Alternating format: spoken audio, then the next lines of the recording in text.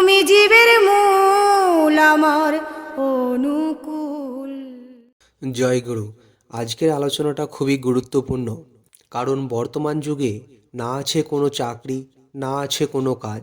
তাই বেশিরভাগ মানুষই ছোটোখাটো বা বড়সড় ব্যবসা করার জন্য অগ্রসর হচ্ছে।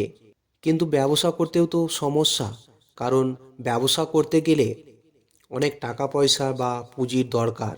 যারা বড়লোক মানুষ তারা কোনো দিক থেকে ব্যবসার টাকা জোগাড় করে ব্যবসা শুরু করে দেবে, কিন্তু যারা গরিব মানুষ তারা কি করবে? যদিও বা কোনো রকমভাবে ব্যবসা শুরু করে দেয়, তাহলে কি ব্যবসা চলবে নাকি চলবে না? মনের ভিতরে একটা বড় ভয় থেকেই যায়। বর্তমানে সব কিছুরই কম্পিটিশন, তাই ব্যবসা করতে গেলেও কম্পিটিশনের মুখে পড়তে হবে। এই কম্পিটিশনের বাজারেও আপনি ভালোভাবে যাতে ব্যবসা করতে পারেন, তার জন্য শ্রী শ্রী অনুকূল ঠাকুর কিছু উপদেশ দিয়ে গেছেন। ঠাকুরের দেওয়া উপদেশগুলি বলার আগে আমি আপনাদের ছোট্ট একটি ঘটনা বলছি। সালটি ছিল 1940। গিরেন্দা নামে এক বেকার যুবক ছিল। একদিন সে কাজের জন্য প্রার্থনা করতে ঠাকুর অনুকূলচন্দ্রের কাছে গিয়েছিলেন।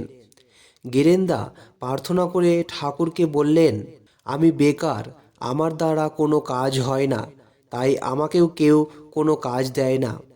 আপনি বলুন আমি কি করে খাবো আর কি কাজই বা করব?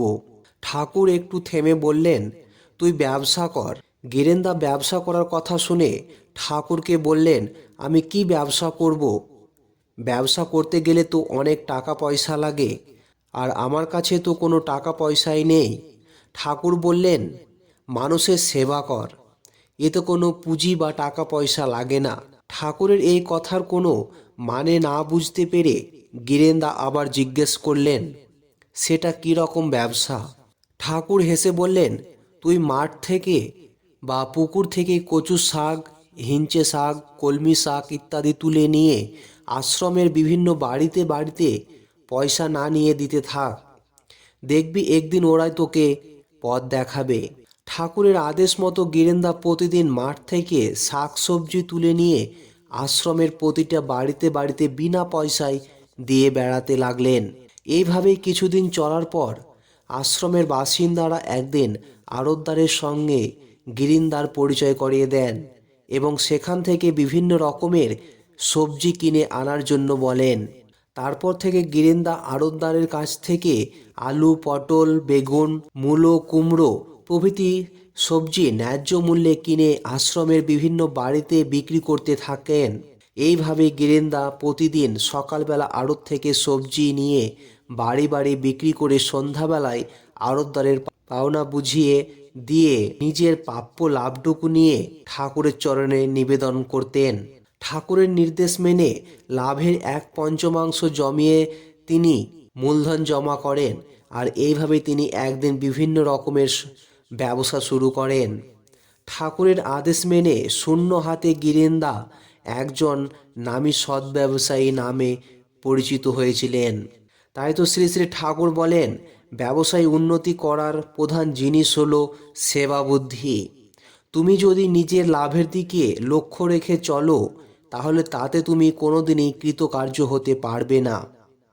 তোমার সবসময় লক্ষ্য থাকতে হবে যাতে মানুষের প্রয়োজন পরিপূরণ করে তার ভিতর দিয়ে তুমি লাভবান হতে পারো। তাই তো স্বয়ং ঠাকুর বলেছেন, মানুষ আপন টাকা পর, যত পারিস মানুষ ধর।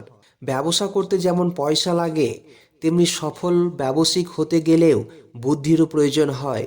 কথা প্রসঙ্গে শ্রী শ্রী ঠাকুর বলেছিলেন, তিনি একটি পাখি পুষেছিলেন, কিন্তু কিছুদিন পরে ওই পাখিটা পালিয়ে গিয়েছিল। তারপর তিনি কাঠবিড়ালি পুষেছিলেন, কিন্তু সেটাও কিছুদিন পরে পালিয়ে গিয়েছিল। তারপর তিনি বুদ্ধি করে একটা গাছ লাগালেন। কিছুদিন পরে দেখলেন ওই পাখি এবং কাঠবিড়ালিটা আবার ফিরে এসেছে। তাই ব্যবসা হলো এই রকমই, শুধু পয়সা খরচ করলেই হবে না, নিজের বুদ্ধিও লাগাতে হবে। আর সব সময় নিজের লাভের কথা ভাবলে হবে না, ভাবতে হবে যাতে মানুষের লাভের মধ্য দিয়ে তোমার নিজের লাভ হয়। শ্রী শ্রী ঠাকুর আরও বলেছেন, একজন প্রতিষ্ঠিত ব্যবসায়িক হতে গেলে আগে মানুষের সেবা করতে শিখতে হবে, তাহলেই তুমি তোমার ব্যবসাকে উন্নতির পথে অগ্রসর করতে পারবে। আজকে এইটুকুই। আগামী পর্বের আলোচনাতে নতুন কিছু বিষয় নিয়ে ফিরে আসব।